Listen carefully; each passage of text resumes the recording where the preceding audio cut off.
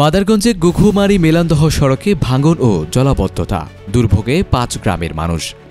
মাদারগঞ্জ উপজেলার করইচড়া ইউনিয়নের মহিষবাথান পশ্চিমপাড়া গ্রামের গুখুমারি থেকে মেলান্দহগামী প্রধান সড়কটি ভারী বৃষ্টিপাতে ভেঙে গেছে। শুধু একটি স্থানে নয়, রাস্তার বিভিন্ন জায়গায় দেখা দিয়েছে ভাঙন ও জলাবদ্ধতা। এতে দুর্ভোগে পড়েছেন অন্তত ৫ থেকে ৬টি গ্রামের হাজার মানুষ। স্থানীয়রা জানান, এই সড়কটি এলাকার একমাত্র যাতায়াতের মাধ্যম। পাশে রয়েছে ইউনিয়ন পরিষদ, ভূমি অফিস, কয়েকটি স্কুল, কলেজ সহ গুরুত্বপূর্ণ প্রতিষ্ঠান।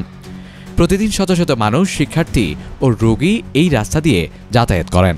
ভাঙ্গা ও কাদা রাস্তায় চলতে গিয়ে প্রায় ছোট বড় দুর্ঘটনার শিকার হচ্ছেন তারা। গ্রামবাসীরা বলেন, একাধিকবার সংশ্লিষ্ট দপ্তরে অভিযোগ দেওয়া হলেও কোনো স্থায়ী ব্যবস্থা নেওয়া হয়নি। তারা দ্রুত এই সড়কটি সংস্কার ও জলাবদ্ধতা নিরসনের দাবি জানিয়েছেন। Desk report, news Times. News Times 24 BD, সত্যের প্রত্যয়ে আমরা।